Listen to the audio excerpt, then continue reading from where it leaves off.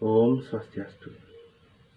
Terima kasih atas kesempatan yang telah diberikan kepada saya. Sebelumnya, izinkan saya untuk memperkenalkan diri. Saya Komang Triasrawan, NIM terakhir 013. Saya mahasiswa S2 Akuntansi Universitas Pendidikan Ganesha. Saya ucapkan terima kasih kepada Bapak Dr. Ikutu Gede Diat Mike SEAK MSI selaku dosen pengampu mata kuliah akuntansi manajemen. Pada kesempatan ini, saya akan membawakan laporan penyusunan analisis standar belanja atau ASB, kegiatan peningkatan kualitas sumber daya manusia pada Satuan Kerja Perangkat Daerah, Pemerintah Kota dan Pasar. Pokok pembahasan yang akan saya bawakan ada 5. Yang pertama adalah pendahuluan, yang kedua tinjauan pustaka, yang ketiga metode penelitian, yang keempat adalah pembahasan, dan yang kelima adalah kesimpulan dan saran. Untuk latar belakangnya, dimulai dengan otonomi daerah. Otonomi daerah merupakan pelimpahan wewenang dari pemerintah pusat kepada pemerintah daerah. Sehingga segala konsekuensi dalam penyelenggaraan otonomi daerah ditanggung oleh pemerintah daerah, termasuk dalam pelaksanaan perekonomiannya. Dalam pelaksanaan perekonomian di pemerintah daerah ada salah satunya itu disebut dengan APBD atau Anggaran Pendapatan dan Belanja Daerah. Struktur APBD menurut Peraturan Mendagri Nomor 21 Tahun 2011 terdiri dari pendapatan daerah, belanja daerah, dan pembiayaan daerah. Selain berdasarkan struktur pemerintah daerah, juga harus menyusun APBD berdasarkan pendekatan pencapaian prestasi kerja atau anggaran berbasis kinerja.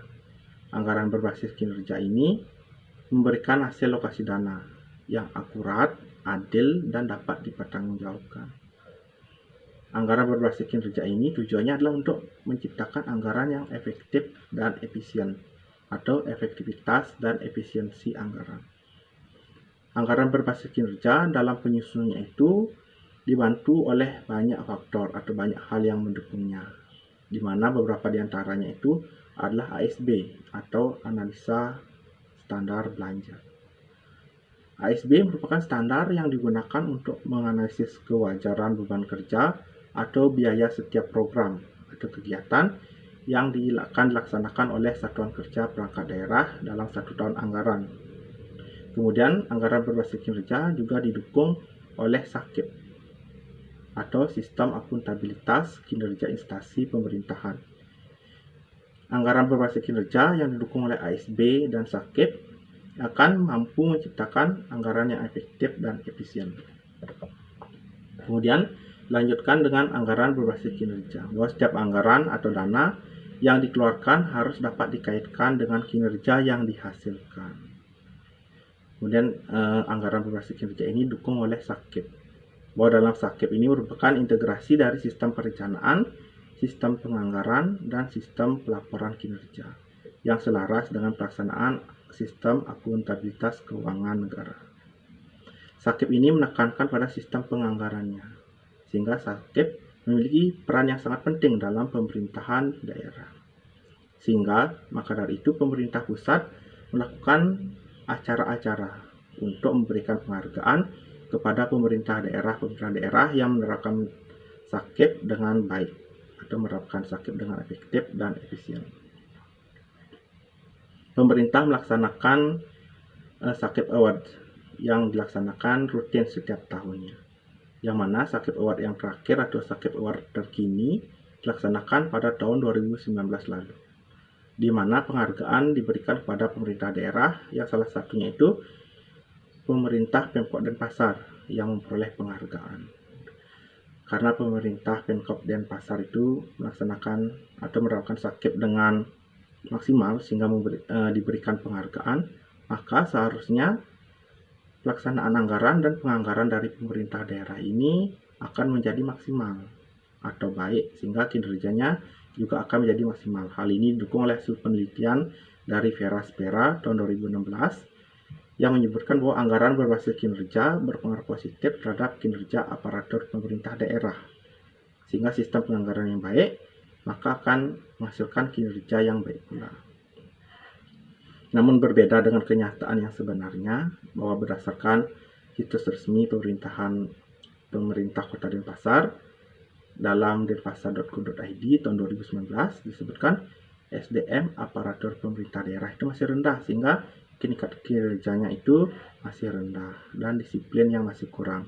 Hal ini tentunya tidak sesuai dengan apa yang seharusnya terjadi dan apa yang terjadi di lapangan atau kenyataannya. Dan ini merupakan suatu fenomena atau permasalahan yang harus dikaji lagi lebih mendalam. Hal ini menunjukkan adanya permasalahan mengenai anggaran peningkatan kualitas SDM-nya. Karena kan tadi disebutkan bahwa kualitas SDM pemerintah Kota Denpasar itu masih rendah, gitu. Sehingga hal ini menunjukkan terjadinya permasalahan mengenai anggarannya. Permasalahan yang terjadi itu dapat berupa anggaran yang sedikit atau anggarannya itu tidak sesuai dengan beban kerjanya, maupun pengelolaan anggaran yang kurang efektif dan efisien. Berdasarkan pernyataan Yoman tahun 2016, serta sesuai dengan program Lembaga Pengembangan Pelatihan Akuntansi dan Pemerintah Daerah tahun 2017, bahwa dalam peningkatan kualitas SDM, pemerintah daerah memberikan pelatihan kepada SDM dalam bentuk pemberdayaan atau pembinaan, BIMTEK atau diklat, workshop, seminar, maupun sosialisasi. Sehingga perlu dilakukan analisis standar belanja atau ASB mengenai kegiatan peningkatan kualitas sumber daya pemerintah Kota Denpasar sebagai standar penganalisisan anggaran belanja yang digunakan dalam program atau kegiatan peningkatan kualitas SDM untuk menghasilkan tingkat pelayanan tertentu dan kewajaran biaya unit kerja dalam suatu tahun anggaran. Sehingga berdasarkan latar belakang tersebut, saya sebagai penulis mengambil judul penelitian dengan judul Penyusunan Analisis Standar Belanja atau ASB Kegiatan Peningkatan Kualitas Sumber Daya Manusia pada Satuan Kerja Perangkat Daerah Pemerintah Kota Denpasar. Kemudian lanjut pada batasan masalah, rumusan masalah, tujuan penelitian, dan manfaat penelitian. Kemudian batasan masalahnya, penelitian ini dibatasi pada DPA SKPD atau Dokumen Pelaksanaan Anggaran Satuan Kerja Perangkat Daerah Pemerintah Kota Denpasar untuk tahun anggaran 2020. Kemudian untuk rumusan masalah penelitian ada 3 rumusan masalah. Yang pertama, bagaimanakah model analisis standar belanja, kegiatan pemberdayaan atau pembinaan pemerintah Kota Denpasar? Yang kedua, bagaimanakah model analisis standar belanja, kegiatan bimbingan teknis atau diklat, pendidikan dan pelatihan karyawan pemerintah Kota Denpasar? Kemudian yang ketiga, bagaimanakah model analisis standar belanja, kegiatan workshop, seminar, atau sosialisasi pemerintah Kota Denpasar? Kemudian tujuan penelitiannya selaras dengan rumusan masalah, bahwa tujuan penelitiannya adalah untuk mengetahui model analisis standar belanja, kegiatan pemberdayaan atau pembinaan pemerintah Kota Denpasar. Yang kedua, untuk mengetahui model analisis standar belanja, kegiatan bimbingan teknis, atau diklat karyawan pemerintah Kota Denpasar. Kemudian yang ketiga, untuk mengetahui model analisis standar belanja, kegiatan workshop, seminar, atau sosialisasi pemerintah Kota Denpasar. Kemudian manfaat penelitian dibagi menjadi 2, yaitu manfaat teoritis dan manfaat praktis. Kemudian lanjut pada bab 2, yaitu tinjauan pustaka.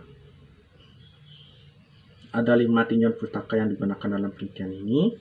Yang pertama itulah anggaran berbasis kinerja. Yang kedua adalah analisis standar belanja atau ASB. Kemudian yang ketiga perilaku belanja. Yang keempat pola perilaku dan fungsi belanja.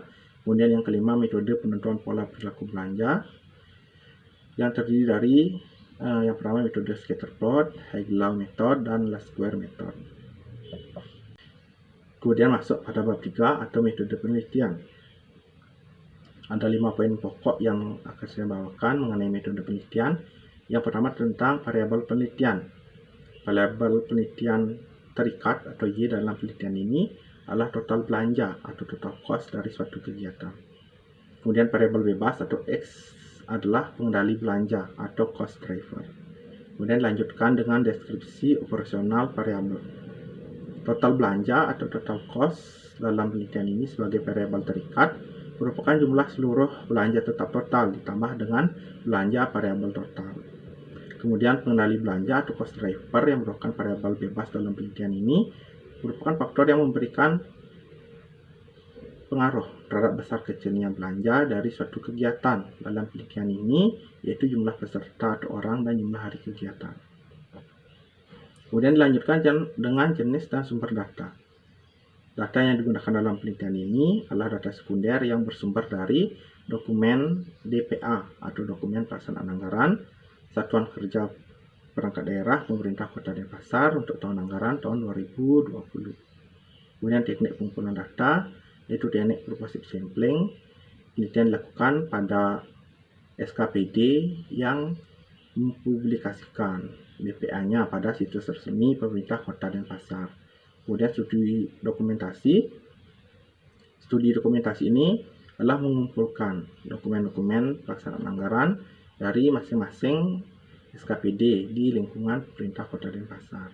Kemudian tahap penyusunan model ada 4 tahap. Pada tahap pengumpulan data, kedua tahap penyetaraan kegiatan, yang ketiga tahap pembentukan model, yang keempat tahap pendokumentasian. Selanjutnya adalah tahapan pengumpulan data. Dalam penelitian ini, tahap pengumpulan data dilakukan dengan mengumpulkan kegiatan atau program yang berhubungan dengan peningkatan SDM dari Satuan Kerja Perangkat Daerah Pemerintah Kota Denpasar, dikumpulkan untuk memproses gambaran awal atas berbagai jenis kegiatan yang terjadi di pemerintah daerah. Kemudian tahap selanjutnya adalah penyetaraan kegiatan. Penyetaraan kegiatan dilakukan untuk menggolongkan daftar berbagai kegiatan yang diperoleh dari tahapan pengumpulan data ke dalam jenis atau kategori kegiatan yang memiliki kemiripan pola kegiatan dan bobot kerja yang sepadan. Bahwa kegiatan dalam penelitian ini diperoleh dari penyetaraan kegiatan, yaitu kegiatan pemberdayaan dan pembinaan, kemudian bimbingan teknis atau diklat, kemudian kegiatan workshop, seminar maupun sosialisasi. Kemudian tahap pembentukan model. Tahap pembentukan model ini ada 3 tahapan. Yang pertama adalah pencarian pengendali biaya atau cost driver dari tiap jenis kegiatan. Yang kemudian dilanjutkan dengan pencarian nilai belanja tetap atau fixed cost dan belanja variabel atau variable cost untuk setiap jenis kegiatan dengan metode scatter plot, Hague, dan least square. Yang ketiga adalah penentuan nilai rata-rata, batas bawah, dan batas atas untuk masing-masing kegiatan.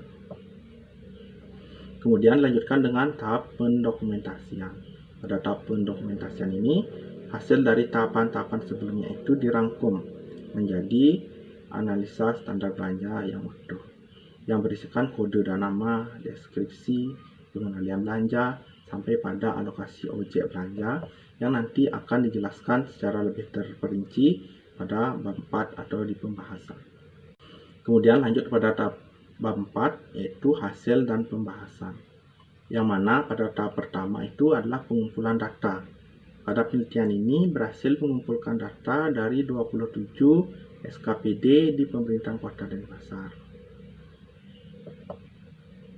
Kemudian pada tahap 2, pencerahan kegiatan.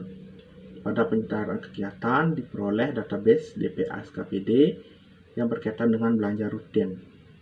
Yang pertama itu adalah jenis kegiatan pemberdayaan atau pembinaan. Yang kedua adalah jenis kegiatan bimbingan teknis atau diklat, pendidikan dan pelatihan pegawai. Dan yang ketiga adalah jenis kegiatan workshop, seminar atau sosialisasi. Kemudian pada tahap kedua, yaitu tahap pembentukan model. Tahap pembentukan model terdiri dari beberapa bagian. Yang pertama, pencarian pengendali belanja atau cost driver. Yang kedua adalah pencarian nilai belanja tetap atau fixed cost dan belanja variabel atau variable cost. Kemudian yang terakhir adalah penentuan nilai rata-rata, batas atas, dan batas bawah. Kemudian dilanjutkan dengan pencarian pengendali belanja atau cost driver.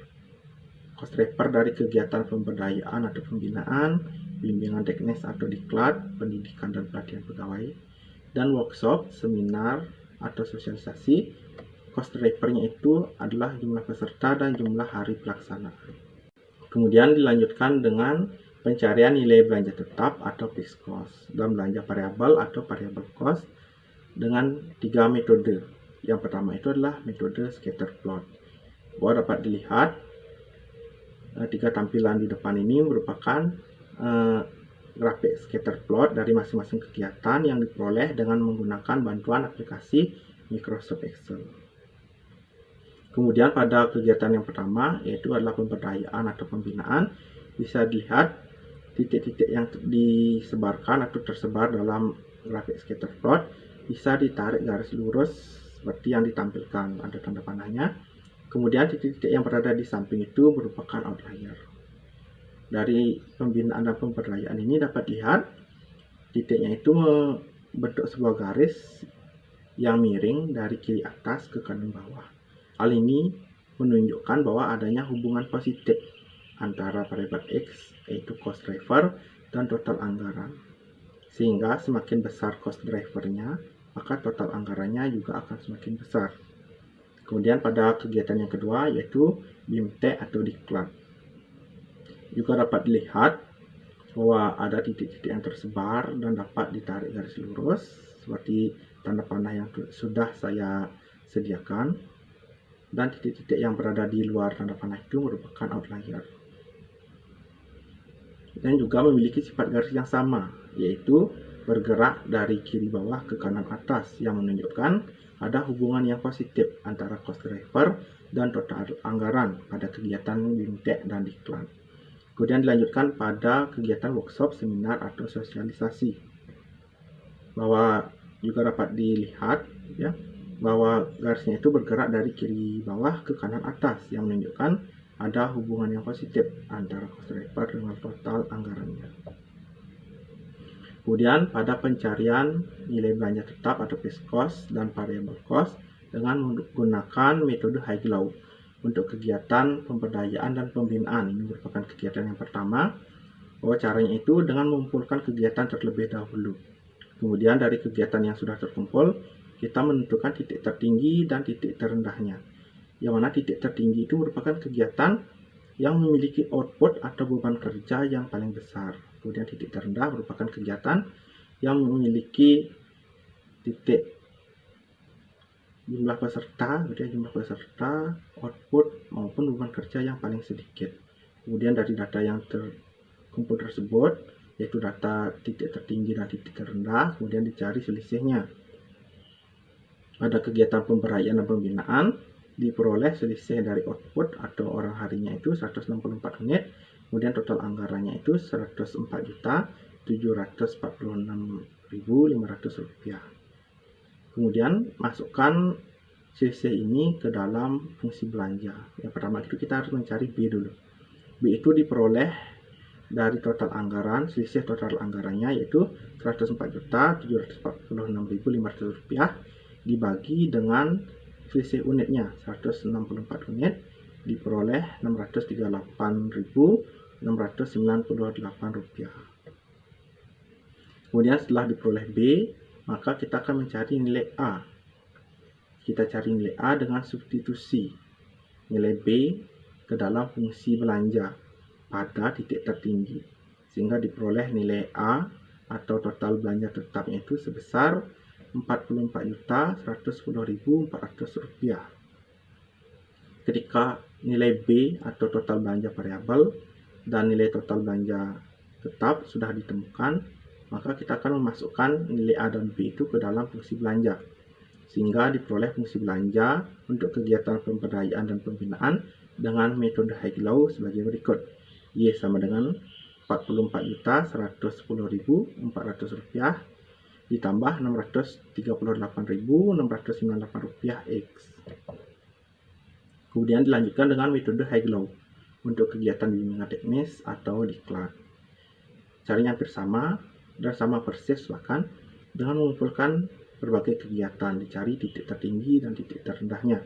Titik tertinggi dan titik terendah dalam kegiatan ini sudah disajikan, bahwa titik tertingginya itu terdiri dari 2.600 OH dengan total anggarannya Rp234 juta. Kemudian titik terendahnya 270 OH dengan total anggaran Rp137.163.000, sehingga diperoleh selisihnya itu selisih dari outputnya 2.330 unit dengan selisih anggaran Rp96.837. Kemudian kita mencari nilai B atau total belanja variabelnya dengan membagi selisih total anggaran dibagi dengan selisih output atau beban kerja, yang diperoleh hasil Rp41.561. Kemudian hasil nilai B itu disubstitusi pada fungsi belanja yang dikaitkan dengan titik tertinggi, sehingga diperoleh nilai belanja tetapnya atau A sebesar Rp125.941.400. Ketika nilai B dan A sudah ditemukan, maka dapat memasukkannya ke dalam fungsi belanja, sehingga didapatkan fungsi belanja Y sama dengan Rp125.941.400 ditambah Rp41.561 X. Kemudian dilanjutkan dengan metode Haiglow pada kegiatan seminar, workshop, dan sosialisasi. Caranya juga sama dengan mencari titik tertinggi dan titik terendah, diperoleh selisih, kemudian nilai selisih ini dimasukkan dalam persamaan untuk mencari nilai B, yaitu 442.173.000 dibagi 460 memperoleh hasil Rp917.767. Kemudian total belanjanya itu sebesar 440 juta, yaitu total belanja dari titik tertingginya. Kita substitusi, masukkan nilai B ke dalam persamaan belanja pada titik tertinggi, sehingga diperoleh nilai A minus 18.883.500. Nilai minus ini mengindikasikan bahwa ada kesalahan, ada permasalahan mengenai data-data dalam anggarannya, sehingga saya tidak menggunakan persamaan ini untuk menyusun fungsi belanja nanti pada tahap pendokumentasian. Saya nanti akan menggunakan hasil yang lebih akurat pada tahapan-tahapan berikutnya. Kemudian pencarian nilai belanja tetap atau fixed cost dan belanja variabel atau variable cost dengan metode least square. Yang pertama itu untuk kegiatan pemberdayaan dan pembinaan, bahwa hasil analisis menggunakan IBM SPSS, yaitu analisis regresi linear sederhana, diperoleh hasil sebagai berikut. R square-nya itu sebesar 0,557 yang merupakan nilai yang cukup besar. Kemudian nilai signifikasi dari uji ini menunjukkan nilai 0,088 yang menunjukkan taraf signifikan, artinya hasil uji ini signifikan. Kemudian nilai A pada hasil regresi linear sederhana ini bisa dilihat pada kolom unstandardized coefficient B pada kolom konstan. Itulah nilai A-nya sebesar Rp41.720.755. Kemudian nilai B-nya dilihat pada unstandardized coefficient B pada bagian cost driver, yaitu Rp543.724. Sehingga fungsi belanja untuk kegiatan pemberdayaan atau pembinaan dengan menggunakan metode S square, yaitu Y sama dengan Rp41.720.755 ditambah Rp543.724 X. Kemudian lanjut metode least square untuk kegiatan bimbingan teknis atau diklat, bahwa R square-nya itu sebesar 0,225 dengan taraf signifikan 0,197. Nilai A-nya itu bisa dilihat sama seperti yang sebelumnya itu pada unstandardized coefficient B pada konstan, yaitu Rp31.637.657. Kemudian nilai B-nya Rp121.955. Sehingga fungsi belanja untuk kegiatan bimbingan teknis atau diklat dengan menggunakan metode least square, yaitu Y sama dengan Rp30.719.637 ditambah Rp121.955 X. Kemudian dilanjutkan dengan metode least square untuk kegiatan workshop, seminar, dan sosialisasi. Untuk R square-nya 0,996 atau bahkan hampir 99%. Kemudian untuk nilai signifikasinya itu 0,002. Ini menunjukkan hasil yang signifikan. Kemudian nilai A untuk kegiatan workshop, seminar, dan sosialisasi ini dapat dilihat pada unstandardized coefficient B pada baris konstan, yaitu 1.350.801. Kemudian nilai B-nya itu 877.900. Sehingga fungsi belanjanya itu adalah Y sama dengan 1.350.801 ditambah 877.900 X. Kemudian penentuan nilai rata-rata atau mean, batas atas dan batas bawah. Dengan rumus rata-rata itu nilai total dibagi jumlah data. Kemudian nilai batas atas, nilai rata-rata dikurang standar deviasi, dibagi nilai total rata-rata. Kemudian nilai batas atasnya, nilai rata-rata ditambah standar deviasi, kemudian dibagi nilai total rata-rata. Bahwa sebelum melakukan penentuan nilai rata ini, dilakukan uji analisis statistik deskriptif untuk memperoleh nilai rata-rata dan nilai standar deviasi dari masing-masing sebaran biaya kegiatannya. Sehingga berdasarkan hal tersebut, berdasarkan hasil dari analisis statistik dan juga rumus yang telah disampaikan tadi, maka diperoleh nilai rata-rata, batas atas dan batas bawah kegiatan pemberdayaan dan pembinaan sebagai berikut. Ada 8 belanja, mulai dari belanja bahan habis pakai sampai dengan belanja pakaian kerja. Bisa dilihat nilai batas bawah, rata-rata, dan batas atasnya. Kemudian, untuk kegiatan bimbingan teknis atau diklat, pendidikan dan pelatihan pegawai. Caranya sama, bahwa data sebaran objek biaya itu dilakukan analisis statistik deskriptifnya untuk memperoleh nilai rata-rata dan standar deviasinya. Baru kemudian masukkan ke dalam rumus mencari nilai rata, nilai batas bawah, dan nilai batas atas. Sehingga diperoleh hasil sebagai berikut, bahwa ada 3 objek biaya. Yang pertama itu belanja bahan habis pakai, yang kedua belanja perjalanan dinas, yang ketiga adalah belanja kursus, pelatihan, sosialisasi, dan bimbingan teknis sebagai berikut. Kemudian dilanjutkan dengan kegiatan workshop, seminar, dan sosialisasi. Caranya sama sebelumnya, data mengenai objek biayanya itu dimasukkan dalam analisis statistik deskriptif. Setelah diperoleh nilai rata-rata dan standar deviasinya, dimasukkan ke dalam rumus nilai rata-rata, nilai batas bawah, dan nilai batas atas. Sehingga diperoleh data sebagai berikut. Ada 4 objek biaya, yaitu belanja bahan habis pakai, belanja jasa kantor, belanja cetak dan pengadaan, dan belanja makanan dan minuman dengan batas bawah, rata-rata, dan batas atas masing-masing seperti yang telah disajikan. Kemudian pada tahap keempat itu adalah tahap pendokumentasian. Pada tahap pendokumentasian ini, semua tahap-tahap pada tahap sebelumnya itu dirangkum menjadi satu, menjadi analisa standar belanja. Pada tahap pendokumentasian, analisa standar belanja ini ada format-format tertentu. Yang pertama itu berisikan dengan nomor dan kegiatan, dilanjutkan dengan deskripsi, kemudian dilanjutkan dengan pengendali belanja. Untuk kegiatan pemberdayaan dan pembinaan, bahwa pengendali belanjanya atau cost drivernya itu adalah jumlah peserta dan jumlah hari kegiatan. Kemudian satuan pengendali belanja tetapnya atau fixed cost-nya itu sebesar Rp41.720.755 per kegiatan.